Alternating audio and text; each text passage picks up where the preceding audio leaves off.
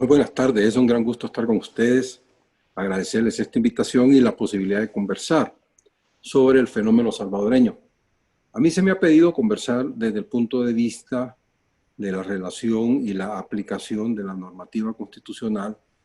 al caso concreto de la crisis del COVID-19, pero además, y un poco como lo decía Ricardo, también hablar sobre el fenómeno del gobierno Bukele en relación con los otros poderes del Estado y su relación de carácter constitucional en esto.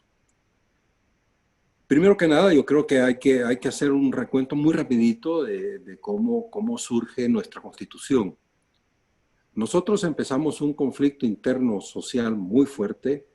a finales de los años 70. Para tratar de detener el inminente conflicto interno, los militares dan un golpe de Estado impulsado y respaldado por los Estados Unidos en el año 79. Eso lleva a una fase previa de un gobierno de facto que trata de, para decirlo de una manera, quitar las banderas que eran los lemas de la inminente guerrilla que estaba surgiendo o que ya estaba surgida, pero que no nos encontrábamos en un enfrentamiento abierto dentro de El Salvador. Eso, sin embargo, desarrolla, no logran detener el fenómeno guerrillero y se instala ya en los 80 un conflicto con todas las características de una guerra civil. En medio de ese concepto se llama a una constituyente. Y esta constituyente en el 83 da la constitución que tenemos vigente. Esa constitución obviamente nació con un problema y era que no era legitimada por todas las fuerzas políticas del país. Sin embargo, se dio la constitución, se estableció el nuevo régimen y se empezó ya lo que nosotros llamamos la nueva democracia, la que arranca en el 83. Con esa democracia se va y se enfrenta el conflicto y se llega a los acuerdos de paz en los comienzos de los años 90. En esos acuerdos, una de las primeras cosas que los dos bandos deciden entrar a negociar es cómo legitimar el régimen constitucional salvadoreño. Ellos querían que se suprimieran todas lo que le llamamos nosotros las cláusulas pétreas, que son unas cláusulas que la Constitución prohíbe que se modifiquen y que tienen que ver con la forma y el sistema de gobierno. Dentro de la negociación, eso fue uno de los puntos más duros, pero finalmente no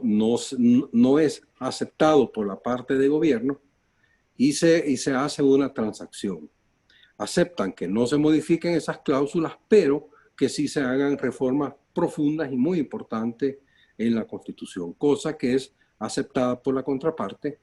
Y antes de firmar los acuerdos de paz, se hace una gran reforma a la Constitución, en donde otras cosas, solo mencionar algunas cuestiones fundamentales, se separan los cuerpos de seguridad del Ministerio de la Defensa y se deja claramente que el gobierno de las fuerzas de seguridad va a ser siempre civil y no militar y nunca va a estar bajo la orden del ministro de la Defensa. Y así como esa, hay otros cambios relevantes que se dan. Vienen los acuerdos de paz y de alguna manera, como Ricardo mencionaba, con problemas y todo, pero fue respetada, ha sido funcional. No hubo realmente nunca una ruptura del pacto de no violencia política en el país y en todos estos años no hemos tenido una violencia política, lo cual creo que es importante y hay que reconocerlo como un avance dentro de la sociedad. Esta constitución, sin embargo, no es perfecta como obra de seres humanos. O sea, ya hemos discutido acá en los foros internos que la constitución, más que una entidad jurídica, es una entidad política que se refleja en una normativa, pero lo que es al final es una nueva versión del pacto político del pueblo salvadoreño. Esa constitución ha venido funcionando, se ha venido fortaleciendo cada vez más la institucionalidad reguladora de la constitucionalidad en la sala de lo constitucional, que es una de las salas de la Corte Suprema de Justicia, pero que tiene una característica un poquito diferente de las otras salas, que pueden ser la sala civil, la sala penal, la contencioso, Esta sala de lo constitucional tiene 5 magistrados que son electos por el Congreso específicamente para formar parte de la sala. Es decir, no lo asignan a cualquier sala, sino que son miembros desde que los nombran de la Constitución, de la sala de lo constitucional. Esto les ha venido generando mucha independencia y en esta independencia han habido conflictos graves. En la época del gobierno del FMLN hubo un intento del FMLN, porque hay que recordar que el FMLN como partido de izquierda afín al socialismo del siglo XXI, sostenía la tesis, que también la sostiene este gobierno de Bukele, que hay que tomar el control de todos los órganos del Estado. El FMLN tenía una mayoría con acuerdos con unos partidos satélites que le permitía llegar a las 2/3 partes e intentaron tomar el control de la Corte Suprema y de la Sala de lo Constitucional. Sin embargo, hubo una reacción de los juristas que conformaban la Sala de lo Contencioso y una gran reacción ciudadana, especialmente por abogados jóvenes, estudiantes de las universidades que espontáneamente se rebelaron, hicieron manifestaciones en las calles frente a Casa Presidencial y finalmente fue tal la manifestación de repudio de la academia, de los colegas abogados, de los medios, de los estudiantes, que finalmente eso quedó abortado y se pudo retomar la institucionalidad normal de la Corte Suprema de Justicia y con ella la Sala de lo Constitucional.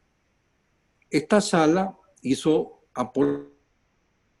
importantes, hizo interpretaciones importantes. Yo, en lo personal, hay muchas con las que no estuve de acuerdo, porque de alguna manera ellos impulsaron una forma de interpretar la Constitución que no es lo que dice el texto constitucional, pero ellos interpretaron que cuando hay un choque entre un valor individual, un ciudadano individual, y una restricción de la Constitución, debe sopesarse y es altamente posible que el valor ciudadano prevalezca sobre la disposición estricta de la Constitución. Cuando eso pasó, yo manifesté, publiqué inclusive mi disconformidad, porque ese tipo de interpretación es la que ha permitido que las cortes de justicia de Honduras, de Nicaragua, de Bolivia, hayan permitido las reelecciones de sus presidentes, a pesar que hay disposiciones constitucionales que dicen que no se permite la reelección. Entonces, esa forma de interpretarla para mí, mientras lo hagan los buenos está bien, pero ese mismo mecanismo sirve para que lo hagan los malos. Y esto nos lleva entonces a qué es lo que estamos ahora con esta crisis. El gobierno Bukele desde la entrada ha dejado claro que ellos buscan el control del Congreso y que bajo ningún punto de vista están interesados en hacer acuerdos y alianzas con los dos partidos representantes del conflicto, que es el FMLN y ARENA. No obstante, como el señor Farra mencionaba, ahí ya no sospecha la certeza que Bukele tiene una relación con una de las líneas del FMLN que está representada por un sector del Partido Comunista y que fue el que estuvo altamente relacionado con Alba Petróleo y que, como él ya mencionaba, se han visto y se han manejado inmensa cantidad de recursos de los venezolanos y se han usado para cualquier cantidad de fines. Entonces, este gobierno de alguna manera ha comprado el método del siglo XXI en el sentido de que aspira a tener el control de la Asamblea Legislativa, aspira a impulsar una constituyente, es decir, una forma que le permita rehacer la Constitución al muy clásico estilo venezolano y obviamente tener un control de la Sala de lo Constitucional. Entonces, en la práctica, lo que ha significado eso en el conflicto es que cuando inicia el fenómeno de la cuarentena, los asesores jurídicos le recomiendan al presidente que hay que hacer dos tipos de normas. La norma que regula la emergencia de la pandemia, que tiene que ver con recursos del Estado, tiene que ver con formas de cómo se moviliza el personal, cómo se hacen los cercos epidemiológicos, etc. Y la otra que tiene que ver con un estado de excepción